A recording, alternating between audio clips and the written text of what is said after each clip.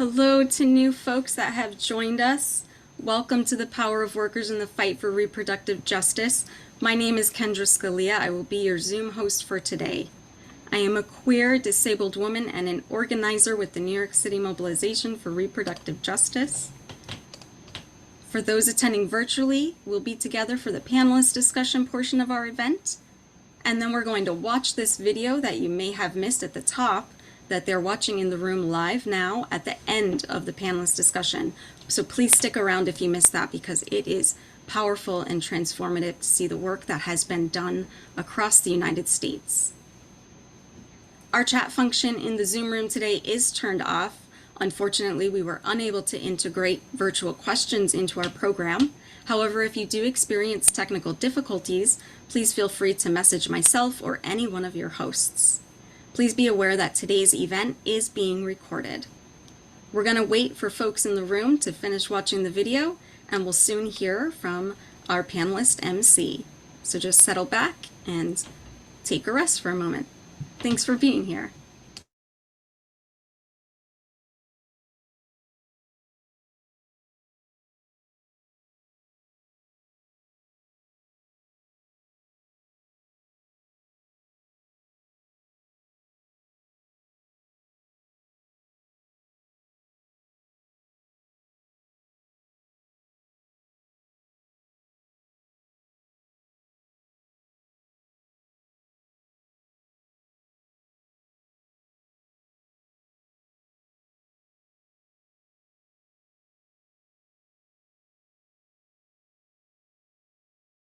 City Mobilization, and I'll be your forum host for this afternoon.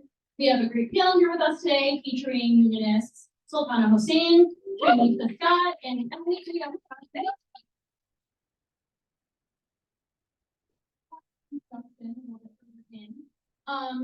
In addition, I'd like to thank our co-sponsors for supporting today's event, including the Amazon Labor Union Democratic Reform Caucus. Now, Unity for Abortion Rights, the Freedom Socialist Party, Left Voice, Positive Women United, Radical Women, UAW, Region 9A, RFA, Reproductive Justice Working Group, and Writers North America, Fiction Women of Color Caucus. I also want to make sure to say thank you so much to all of the volunteers who helped make this event happen. You guys all please stand up during this time so we can give you a round of applause.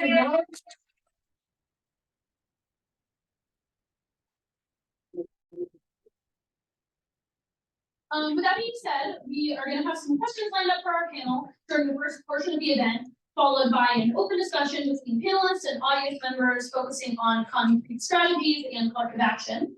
Before we get straight into that, I wanted to give a brief overview on who the New York City Mobilization is and ultimately why we believe this fight is so important.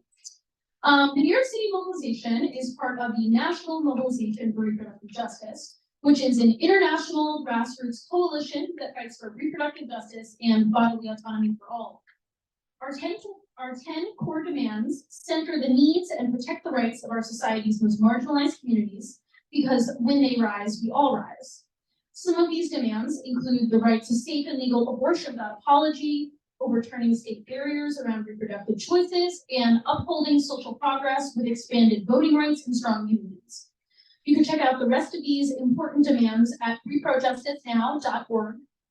The National Mobilization for Reproductive Justice has been organizing a letter signing campaign pushing AFL-CIO President Elizabeth Schuler to call for an emergency labor conference in support of reproductive justice, because reproductive justice is labor's fight. Yeah. Rights in this country are under constant attack. Labor's ability to strengthen and catalyze social movements plays a crucial role in the fight back.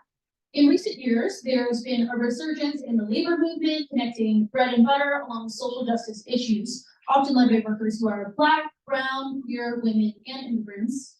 Because for many of us, this fight for reproductive justice in the workplace is not just a secondary concern, but one that is integral to our rights both as workers and as people. That's right. I'm looking forward to hearing what our panelists have to say on all of these issues, and I'd like to thank them again for being here with us today. I'm going to give them a formal introduction now before we dive into some questions. First, I just wanted to state that one of our panelists was not able to be here today because she has COVID. Tatiana Pazzarelli, who's part of the Professional Staff Congress at CUNY AFT, Local 2335, as well as Left Voice. She's really sorry she couldn't be here today and is still in full support of the issues that we're going to be talking about. And now getting on to our panelists who are here today. So first I wanted to introduce Sultana Hussain from the Amazon Labor Union ALU Democratic Reform Caucus, as well as the New York City Mobilization. Yay.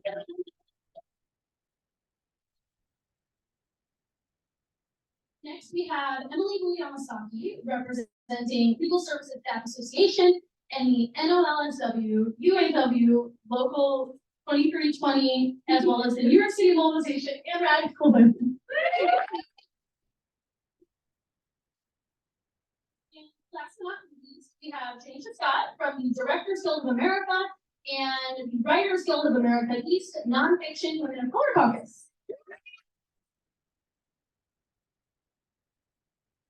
Now that we've done introductions, let's dive right in.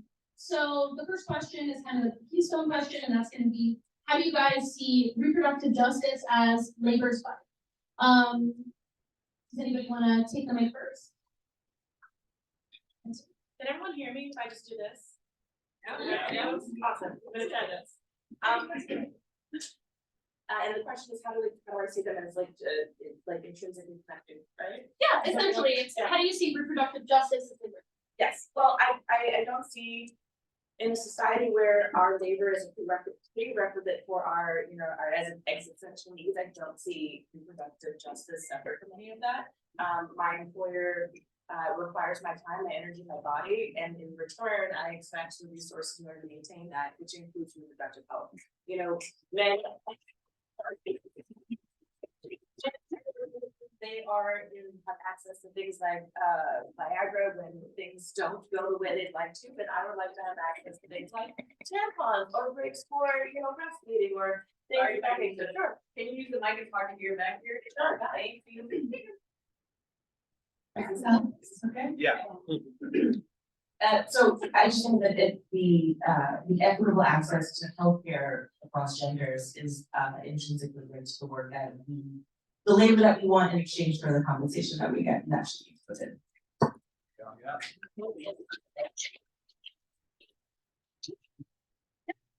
Yeah, I totally agree with everything that Jenny just said, and I think also it's important to see for me the context of the fact that there really is a dearth of a feminist movement, but where we're seeing the power of women is in labor right now. We're seeing, women of color, low-income women, the lowest paid immigrant women, really at the forefront of the most militant labor struggles. So like, the strike summer that we saw a few months ago, it was so much women the backbone of so many of those strikes and struggles, some of which were represented here today, and I'm looking forward to hearing more about them. But I think that, part of that is also just what led to the formation of the Mobilization for Reproductive Justice, which is that leading up to the Dobbs decision, this whole wave of a militant feminist movement led Radical Women, the initiator of the mobilization,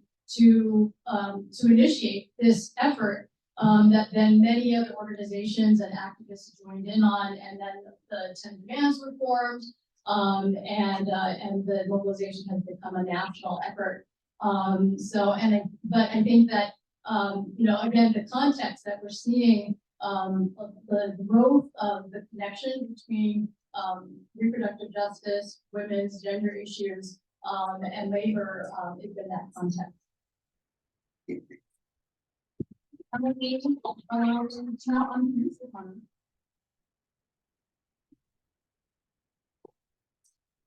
So just going on what both Tanisha and Emily said, like talking about the current political landscape of right now, we are facing unprecedented threats to our democratic rights, especially marginalized groups, from voting protection rollbacks to restrictive abortion laws and attacks on trans children, the far right is advancing. And we have to emphasize that. On the other hand, the US is currently experiencing the largest surge in labor organizing in decades. And there's a marked difference from traditional union practices. Workers are increasingly recognizing the connections between their own oppressed identities and their role as exploited members of the working class. And understanding and that achieving social justice and dismantling these oppressive structures requires unified efforts and class solidarity. There is an innate understanding of that in the new labor movement that we are seeing right now. And in a post-jobs world, the fight for reproductive justice is inseparably connected to ongoing labor rights struggles, recognizing that interconnection that between reproductive freedom, bodily autonomy, and the rights to control our labor and pursue sustainable work. Organized labor has a responsibility to fight the tightening noose in our fundamental human rights in the US. That it is our responsibility to do so, and acknowledge the interdisciplinary nature of these issues and educate each other on the interdisciplinary nature of these issues.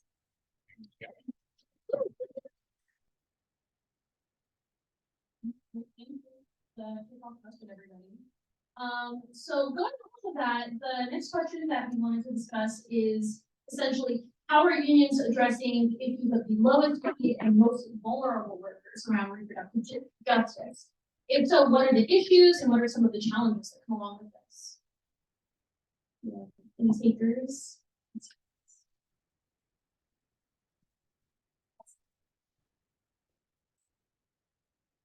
Well, one of the things that I'm involved in my union, the Legal Services Staff Association, and it did the whole alphabet for you. And we're also part of the National Union, the National Organization of Legal Services Workers, which is all under the United Auto Workers. But I've been working with some of my union siblings, including one who's here today. I want to shout out to my co-militants and comrades in my union who are here in person and also on the Zoom. But we have both a support staff caucus, which is so the support staff is all the non-attorneys, and so we do represent the lowest paid workers in our workplace. And as is always the case, the majority are women of color, people of color, and so even in a social justice organization, because we work at Legal Services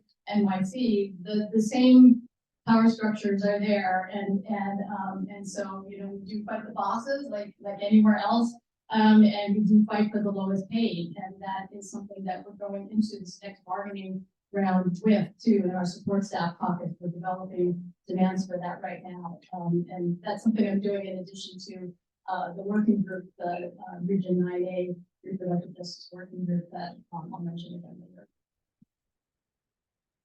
Awesome. Yeah, I'm just going to echo a lot of what you said, Emily. The idea that the lowest paid are usually the most vulnerable is at the core of the Women of Color caucus's kind of ethos, and protecting the lowest paid, protecting the most vulnerable, getting those folks' rights means those rights are extended to everyone. So fighting for the most marginalized does not mean that you don't have rights. It means that you ensure rights for everyone. So that's been kind of the motivation and how we approach specifically with the caucus, because during the strike and during the lockdown, quite frankly, there wasn't much movement in the movement, and the only kind of active member of the organizing committee at the Writers Guild for Nonfiction was the Women of Color Caucus. We organized the caucus not at the exclusion of not people of color, but that historically recognizing leadership is often Black and brown, and they're often Black and brown women. And so the leadership of the caucus reflects that, but the caucus itself is open to all folks. And so as we grew that, during the strike and during the organizing, we really centered the needs of Black and brown workers, which then helped expand how we were approaching the campaign in general. And the folks that were getting to support it understand that it's not an affinity group, it's not a nice thing to have, it's at the core of securing rights for all workers. And if we don't have equitable pay for all people who are on staff, if we don't have guaranteed healthcare for the people and correct healthcare coverage for, like, maternity pumping rooms and time off, and making sure that those people have time to recover before they come back and provide their labor again, are core parts of how we execute a healthcare contract, how we execute fair pay, and how we execute time off. And so I think that in developing that and centering those needs, we actually made a more robust contract for all workers, and that's at the core of how we've been organizing since.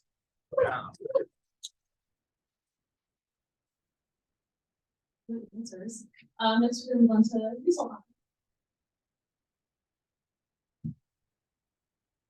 So I think like the simple answer to this question is that the connection between bread and butter issues and reproductive justice is that there isn't really a distinction. They are one and the same, and traditional bread and butter issues like pay, hours, working conditions are very intimately connected to the issues that are reproductive justice related. And so even, I want to emphasize this. So even before the Dobbs decision, those advocating for reproductive justice, we have recognized that even Roe had significant limitations in how it protected us in the workplace. While it was still hailed a legal victory, Roe did not mandate crucial conditions like paid time off from work, federal funding, transportation to clinics, private insurance, abortion coverage, amongst others, leaving millions, particularly low-income women, immigrants, women of color, trans and non-binary individuals without guaranteed access to care. That's pretty much what I wanted to emphasize. So crucial workplace concerns such as low wages, unpredictable schedules, lack of health insurance, or insufficient paid leave are pivotal not just for labor, but impact conditions that affect abortion access as well. So it's really one and the same. Pregnant people in states without access to reproductive health care now have to travel, often across multiple states, to a jurisdiction where abortion remains legal. So they're risking their jobs in doing so. So these issues are just very much connected to the point where we shouldn't be making a distinction between what's a bread and butter issue and a social justice issue or reproductive justice issue.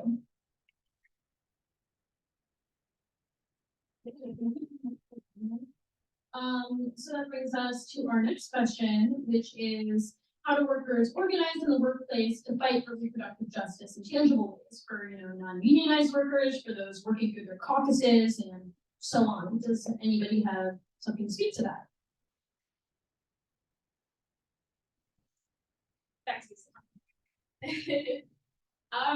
So I do want to start by saying, like, the reason we're having this forum is the reality is the issues of reproductive injustice are not being discussed in labor spaces as they should be. That is one of the reasons why we are having this labor forum today, is because we want to increase the attention of these issues amongst labor spaces, amongst working class. The responsibility to raise and escalate these issues, it lies on us. And so I do want to talk about like some things the ALU has done. So the ALU has taken significant actions to address issues of reproductive injustice in the past year through our Democratic Reform Caucus. An example is the educational campaign we have undertaken to inform workers of their rights protected under the Pregnant Workers Fairness Act of 2023. So this is a legislative initiative aimed at protecting the rights of pregnant employees in the workplace.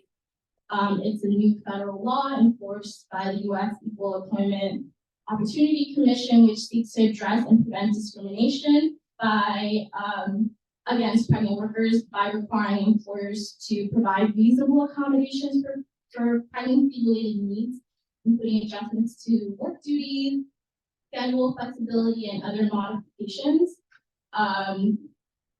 A lot of the work we have done is around just educating the members of the ALU, the workers at the warehouse about their rights. And we have witnessed Amazon repeatedly violate these laws to provide accommodations as required, forcing pregnant workers to work in conditions that Amazon is notorious for, like very dangerous for anybody. So for this reason, one of our main demands, we had a walkout in October 2023, and this was one of our main demands that Amazon guarantee accommodations for pregnant workers. It is very important to us to center the most vulnerable people at our workplace, and we just have seen time and time again that Amazon not, I mean, of course, break the law constantly, but so, you know, not caring about that at all. So we have censored that in a lot of our direct actions as a union, and also, in addition to the work that has been done by the ALU Reform Caucus, I want to highlight the Deny a Woman campaign, which I began organizing with a few months ago. So this campaign is trying to pass legislation called No More 24 to end the 24-hour workday for home health aides. This is fundamentally connected to reproductive justice because one of the three demands of reproductive justice is we should be able to raise our children in a safe and sustainable community. And because of these 24-hour work shifts, people are not able to do so. So it is fundamentally connected to reproductive justice.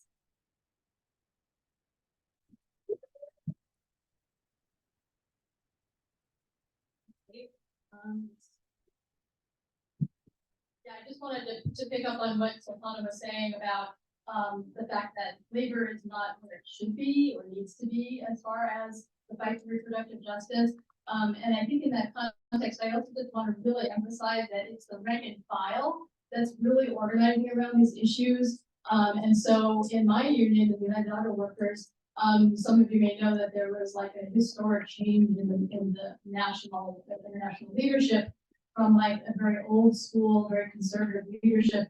And we have yet to see what the new leadership is really going to do. In fact, this last week was kind of telling in the UAW's endorsement of Joe Biden against the wishes of many of us who are completely opposed to the U.S.'s funding of the genocide in Palestine, and so we're already starting to see what our national leadership's positions are. But in any case, you know, it was with this new changeover that the rank and file organized this. It's a rank and file assembly caucus, and then within that, the working group, the Reproductive Justice Working Group, was formed, and Ron's here today for that as well. Can speak more during the discussion. But so I just think that it's really important for us to remember that it's going to be the rank and file that's going to be pushing our leadership to do what it needs to do. It's going to be the rank and file who represent, you know, as everyone has already said here today, who do represent the lowest paid, the most vulnerable workers. You know, it's going to be us as queer, non-binary, women of color, you know, folks who have disabilities. You know, it's going to be the ones who have the most to gain from these changes and the least to lose. And then the other thing is just that, you know, the bosses, right, use race, gender, ability, you know, all of these things to keep us, sexual orientation, to keep us divided. And I think that, you know, it's also our seeing that when we, as the other speakers have said, when we fight for the demands and the needs of those who are the most oppressed, who are the most vulnerable, it really does lift everyone, including the white male workers who are traditionally, thought of as the United Auto Workers. And so that's something that, I think it's a real task for us to be talking, having these discussions in our unions so that white male workers, heterosexual male workers can see what investment they have in uniting with us.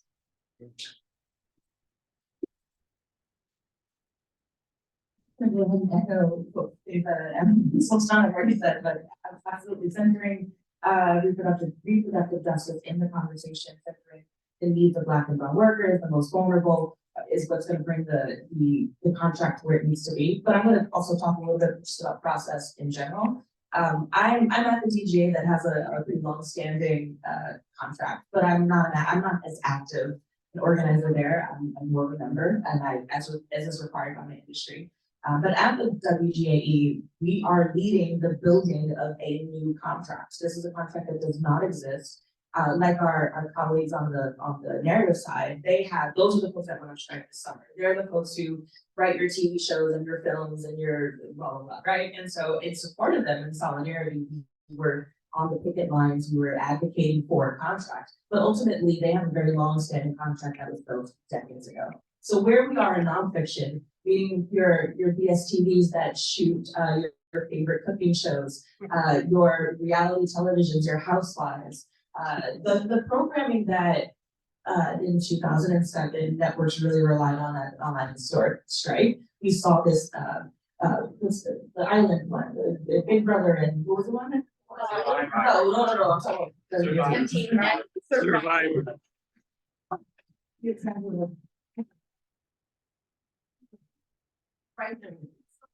That in this first generation of the world and reality that we saw was used as a stopgap measure because they couldn't manipulate labor on this other side of the contract, right? So in the absence of a contract to protect us, we have been racing to the bottom of the barrel, and in that means abandoning workers' rights, abandoning equitable pay, abandoning, making 12-hour turnarounds guaranteed, meaning that when I go to bed at night at 10 p.m., I have at least 12 hours until my next shift starts, which has never been the industry standard. We're talking about 24-hour days.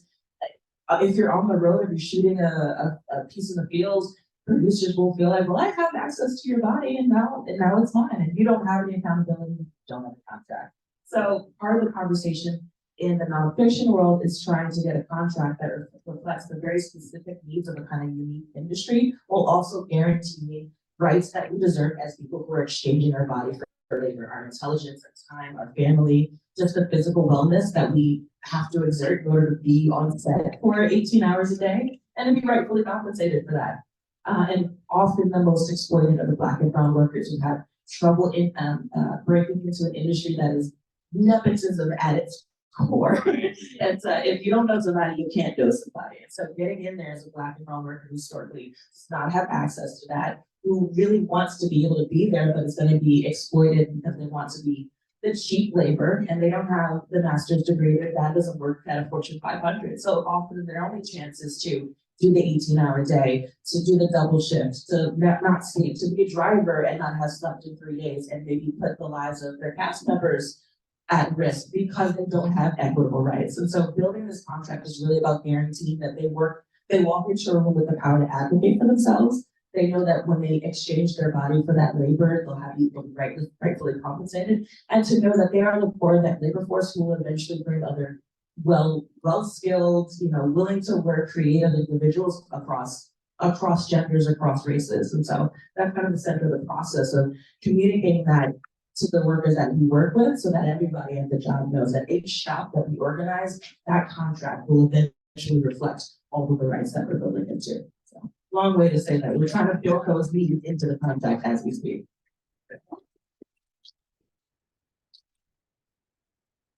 Everything that Janisha spoke on that saying is like sparking so many other thoughts. I also just really wanted to piggyback on what you were just saying, because it made me think about the whole fight for affirmative action.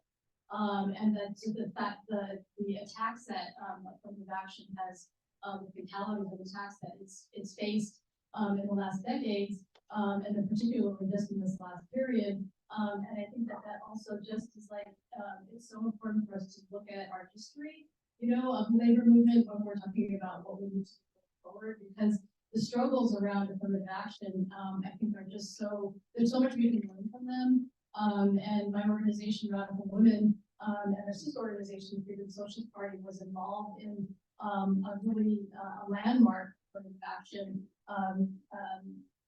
organizing situation in Seattle at Seattle City Light in the 70s, where the women were breaking into electrical trainees programs.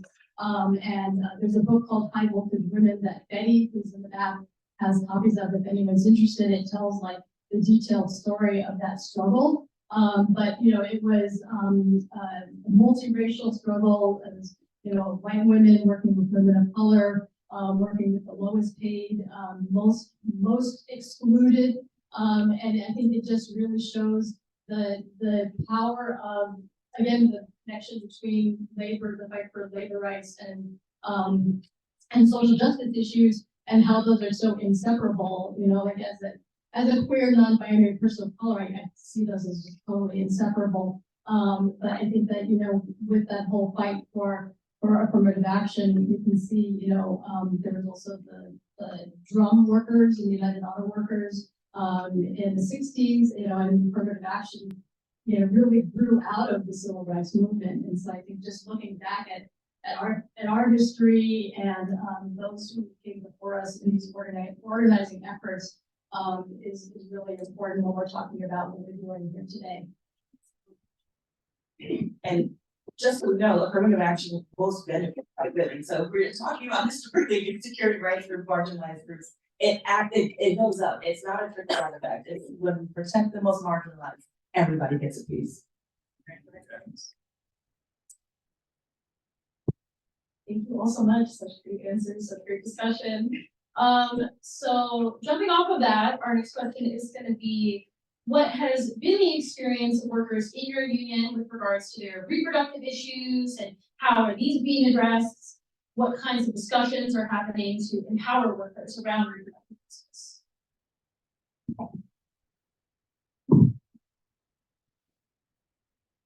Okay, so I think the most important conversations we're having about empowering workers is about the importance of just organizing ourselves as the working class.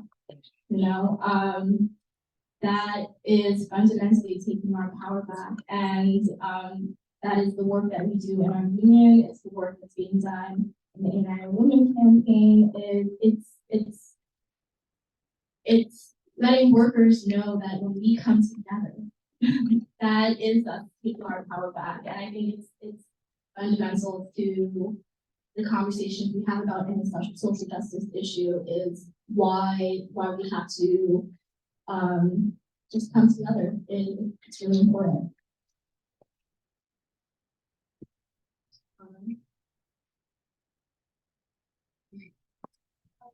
We're talking about how the conversations kind of look in organizing. Yeah, for sure. How the conversations come up in organizing, and how are these experiences actually being addressed? Is there any kind of like empowerment happening in the workplace around reproductive justice? I mean, it has been an empowerment in the office too. That's part of what we're working with, right? But I think it's an interesting question because I don't know that people automatically recognize what reproductive justice looks like. And I think that, I mean, just, you know, time off is a reproductive justice issue. Like, you know, some people experience really terrible periods. And if you don't have, you know, paid time off and you don't have sick days, if you work on in a job where that just doesn't allow you to be like, I can't come in today. Well, sorry, today was interview day. I don't know what to tell you. Like, that is reproductive justice. And I think that trying to figure out how do we meet needs of production while also recognizing the contributions that we make has been the biggest challenge. And I think the more you call it what it is, the easier it is to work around, right? So I think that it's, even in thinking about, and I think Sultana mentioned this earlier, that the separation between social justice and workers' rights, there is none, right? Like, social justice is workers' rights and then some, right? So thinking about using the language of reproductive justice, using the language of like advocating for yourself in these what seem like bread and butter ways that just seem like your bosses are gonna make you feel like you're begging for things, like you're complaining too much. Oh, you wanna go home at night, you wanna see your family, you wanna get sick sometimes, want me to pay your rent on time, kind of stuff. It's not my job. No, I'm building loan for you. So yes, reframing how I use my labor in pursuit of your wealth is like, no, I want to be compensated for that. I want my piece. And I think we're evolving the language that we talk about it. I think especially the WGA is progressive in some ways, but somewhat conservative. And so I think that it's the role of the caucus and the other ranking power work is to really push the line of what we need. A lot of organizers will say, well, we can't build a contract if the workers tell us what they need. We need basic human rights. I need those things to be reflected in the content that I get, you know. So I think the language is evolving. I don't think that it's at the fore. I don't think that we use the language of social justice grassroots campaigns within the world of capitalism that is labor rights. And I think trying to merge those two conversations makes those two things. It's harder for your bosses to separate those two things if you use the same kind of language, right?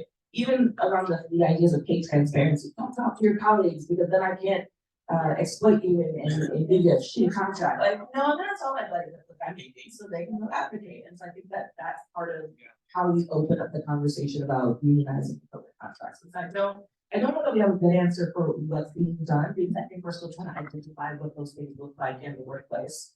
So I think that opening up those conversations will make stronger contracts, stronger workforce, stronger labor unions. Yeah, I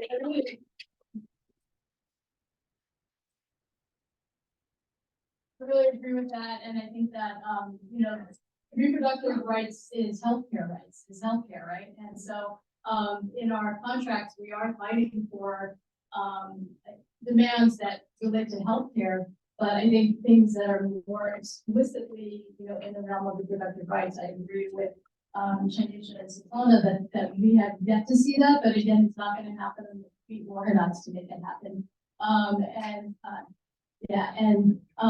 But I think that, you know, we are seeing more things like in our contracts fighting for gender affirming healthcare. You know, what I'd like to see is more of a consciousness around connecting, you know, full childcare being provided in the workplace.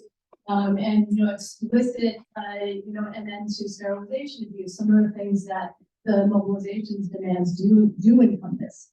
Because, and again, if you haven't had a chance, please check out the demands. They're in that wonderful video at the beginning by Armand Rasumi, but if you go to reprojustice.now.org, you can see how all our intersectional demands really, you know, do cover, you know, the intersection between these different issues.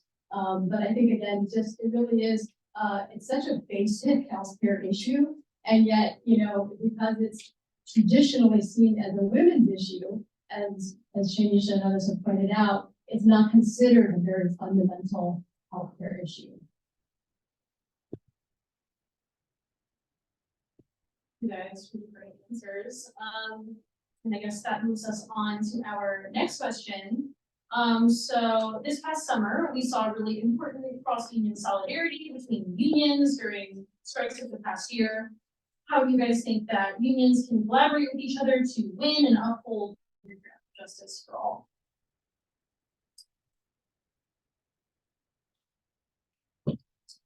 I mean, we saw hot strike summer, and that was kind of exciting.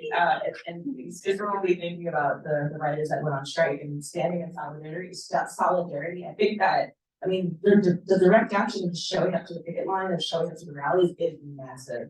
Like, there's always going to be power in numbers. So you physically be present and, you know, wearing your guild member shirts or whatever, how do you show there's power in numbers in the workforce? And I think it was really important for corporations and leaders and CEOs to see that. It wasn't just like a handful of rabble rousers. This is across the labor force, no matter what your sector is. And I think that was really important. Similarly with a statement of solidarity, right? We respect those values, we respect what they're looking for, that's going to be reflected in our contracts. And I think that scared the shit out of those production companies this summer when the DGA and the WGA and SAG all went on strike. Pretty good, not DGA did it, but, you know, consecutively they all had their contract negotiations. Your company should always be terrified by how much you're going to demand, because that's how much they know they're gonna have to pay up. Because at the end of the day, our demands are gonna be met, and I think that, having unions echo values, even if their contract isn't up, should make their, executives know that the next time my contract comes up, that is on the table, because it's always gonna be on the table. So I think that the power in numbers help support the fight to move it forward, even if it's not your turn at bat, it's gonna help you down the line as well. So I think that, I mean, we saw it with AI, the shift in how the industry looks at the way we use this tool is moving the needle, because the workers said we will not allow that, we will not be replaced. Yeah. So I think that these are important ways to model other things that we want in our contracts. The show of solidarity, the statements of solidarity, and the value statements within your contract negotiations, and holding the line when it's possible. And I think in saying that, I want to really recognize that, in the movement in the nonfiction movement, we are, I mean, I specifically, but I think we are embracing the value that we don't put the most vulnerable people at risk. So if there are direct actions like walkouts, I'm not gonna ask a Black 22-year-old PA to fuck off from his job. That's not, that they're gonna take that L first. They're highly replaceable according to the executive, and they're gonna be the ones that are hurt most from that. So I'm looking at like people in positions of power, like your middle management, your C-suite, your supervisors, the folks who are both part of the negotiating contract, but also have the power to make impact in their offices.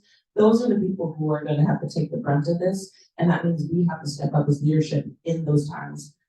Because there are a lot of vulnerable people who rely on us to do that. So I think it's also about knowing your place in the solidarity movement and knowing what risks you can take to help others get their rights too. So that sometimes means the cishet white men to the front. You have to also advocate. It can't just be Black and brown women. It can't just be your LGBTQ peers. It can't just be the young people. It can't just be the folks who are disabled. It has to be the folks who are the most able, who have the loudest voice in the room, who are eventually going to get benefit from the rights that we secure for them. You also have to be at the front advocating for your colleagues. So I think that that's really important in how we show solidarity too.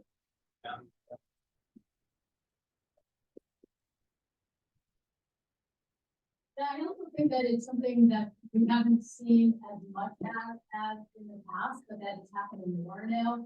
So, you know, like with the United Auto Workers, we joined SAG and the Writers Guild on the picket line.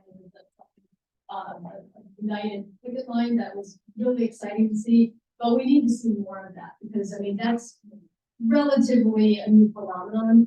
And it's so much needed, because no one industry can do it alone. And again, bosses do whatever they can to keep us divided. You know, the capitalist class, you know, is doing whatever it can to preserve its profits. But it is the power of workers that, you know, that can wrest those profits from them. And it's really only the power of workers that can do it. I mean, it's, you know, it's gonna take, yeah, it does come down to class. And, but I think the other thing is what we did see too in the strike summer is, you know, we saw some historic strikes like United Parcel Workers, UPS strike. I think so many people felt the impact of that strike. But then at the end of the day with their contract, they did make some wins as far as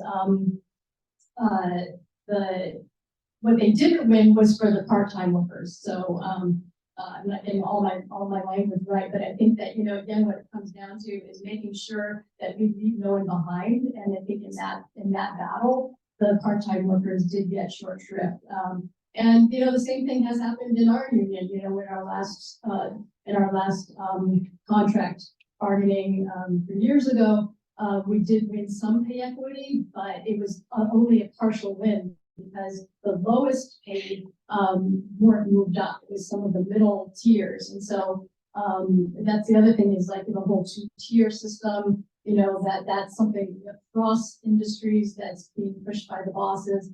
And there's not like always the sense from the union leadership that has to be fought really from the perspective of the most vulnerable workers. Plug the contracts.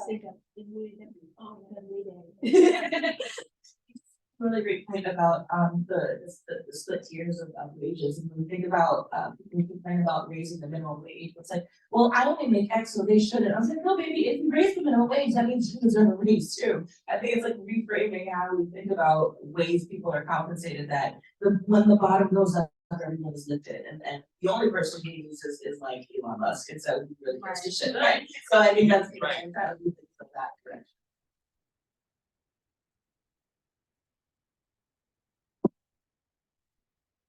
Right, so I'm really just gonna be echoing what Shanisha and we have already said, like, we are only as strong as we are unified, and we are only as strong as long as we uplift those who are the most vulnerable of all of us. So, I think, like, in my opinion, the issues we face are a little different from community unions. The ALU is an independent union of rank and file workers. The leadership is the rank and file workers of Amazon. So we're not really dealing with, like, trying to form caucuses to take on these union bureaucracies that are just aligned with the bosses and the Democratic Party and don't want to hear what we have to say, and we're fighting against that. Like, since we are the ones who are determining the terms of having a guy in our first contract yet, but we are working on that, so, like, it's always going to come down to centering those who are most vulnerable, and we have to continue showing up for each other. That cross solidarity is so important, building those coalitions. Something we've been talking about a lot, actually, in the groups that are organizing around United Women and No More 24, is that issues that are faced by these home health aides who are working 24 hours, that is something that is experienced across all different industries. This is something we can all come together to fight. It's something that at Amazon, 10 to 12 hour shifts, 60 hours of mandatory overtime weeks for several weeks. That it's something that we experience across all industries. So we have to come together and support each other. We're all fighting for the same things fundamentally. So that's really it. And, like, I think as part of the ALU leadership, we are determined to continue focusing on issues that affect those who are the most vulnerable, and we're going to do that.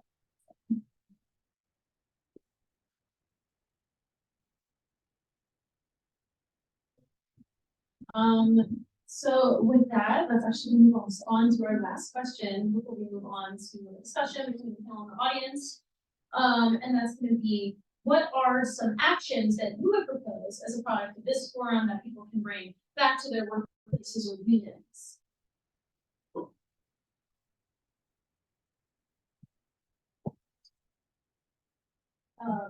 Well, actually, I was thinking two things.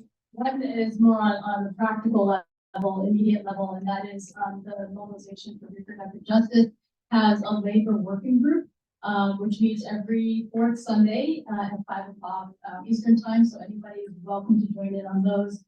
You can get the information to you at the table in the back.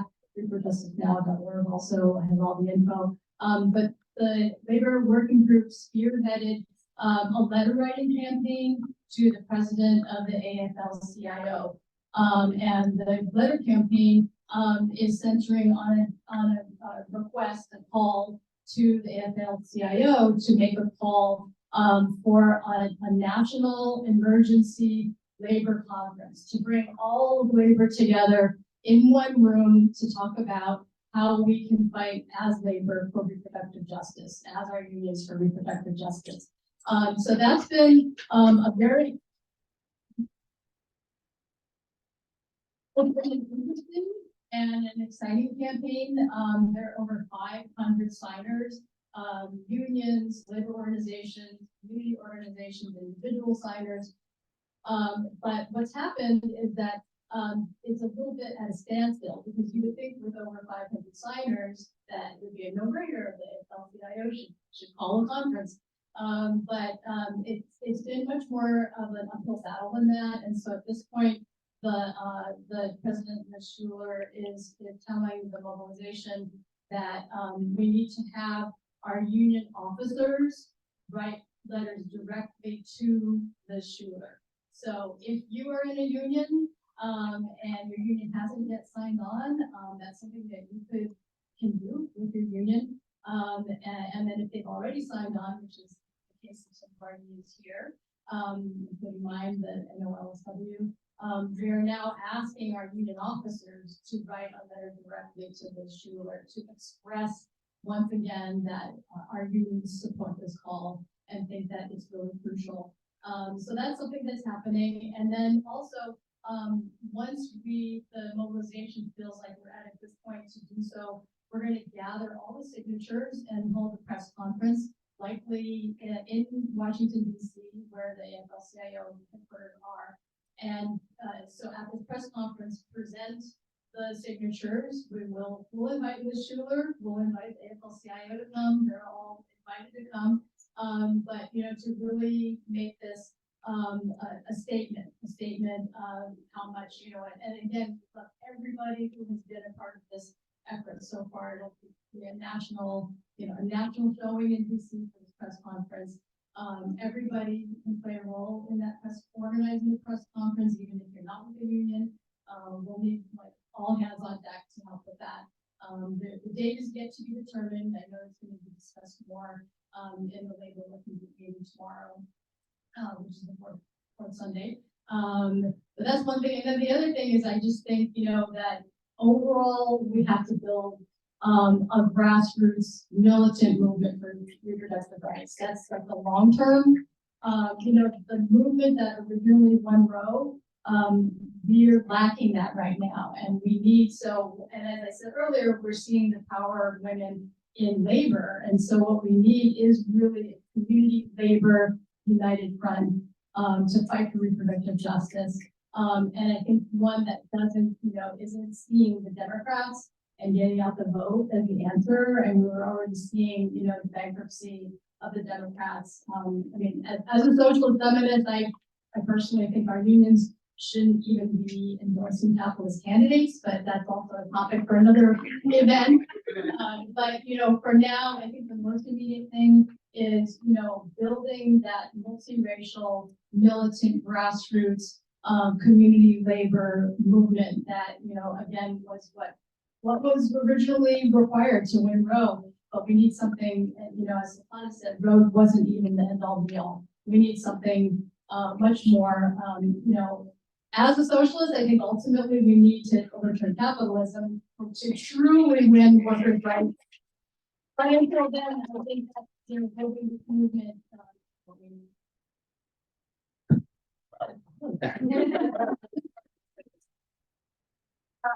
Step on toes. I think everything you said is absolutely correct. I think that's really I'm frustrated. I'm very relieved. At the caucus, we're working on these contracts, and I've been the co-chair of the Women of Color Caucus since 2018 or 19. I am still not in the union. I've built contracts and I've secured them for other people, but I have still not been eligible for a contract, despite the work that I do. So I think that I said all that to say that there has to be an individual commitment to the work. There is no transactional expectation in this labor fight. It's not I do this quid pro quo, the contract will guarantee that my rights will be secured immediately. Sometimes it's about the movement itself. And then speaking about there is no larger movement for reproductive rights in this country because labor it's capitalism has devoured us. We've internalized it.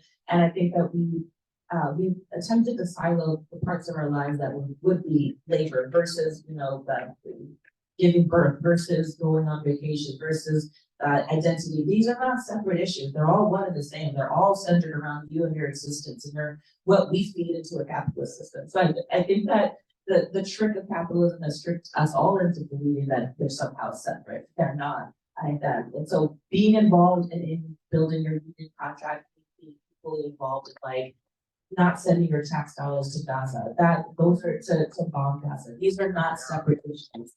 On October 2nd, the day after the DGA immediately, no one asked them to do this, and they sent out a solidarity statement in support of Israel. And I was like, I actually do this shit. So So I think that it's also important to make sure that your values are reflected in your union, and your union reflects the larger social issues of the day. So they're not separate, and if we, as the backbones of capitalism, have to be the social justice movements, then we have to take the ideological lead when it comes to these kinds of things. So yes, we are the labor rights movement, but we are also the reproductive rights movement, and those things cannot be ignored. Yeah.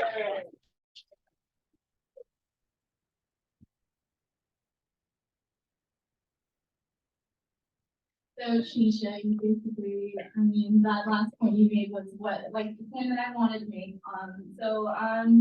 In terms of actions that we can take right now, it's show up to Palestine. I feel like is the biggest thing we can do right now.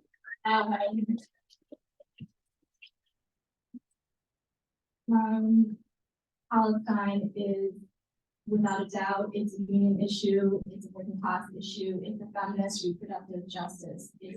And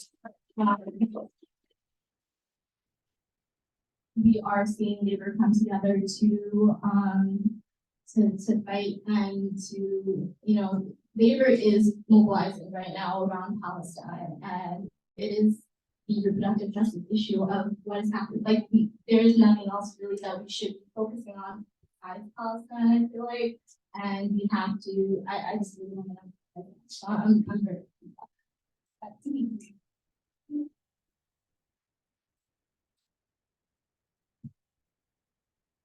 Thank you guys all so much for your amazing answers. I feel like that was a really great note to, conclude the questions that we had prepared for the panel.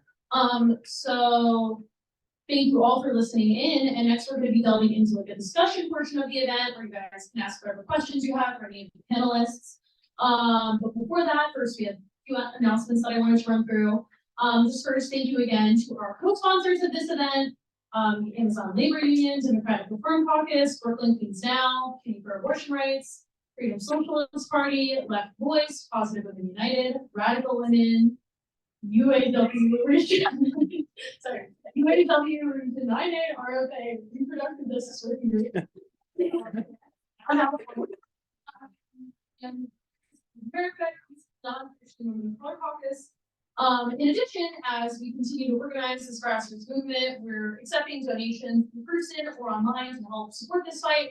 There will be a bucket going around as well as leaflets that include information on how you can donate online. We also invite all of you to join us at the next New York City Mobilization meeting on February 7th, where we're going to be discussing the criminalization of child-bearing people seeking reproductive care. The New York City Mobilization meeting on the 1st and 3rd Wednesdays of every month from 7 p.m. to 8:30 p.m. Check out the leaflet that I mentioned earlier for the Zoom registration link or to get involved in some other way. To learn more about the mobilization for reproductive justice, visit us at reprojustice.org or on Instagram at reprojustice.now. But yeah, with that being said, I guess let's just move straight into the discussion. Does anybody have any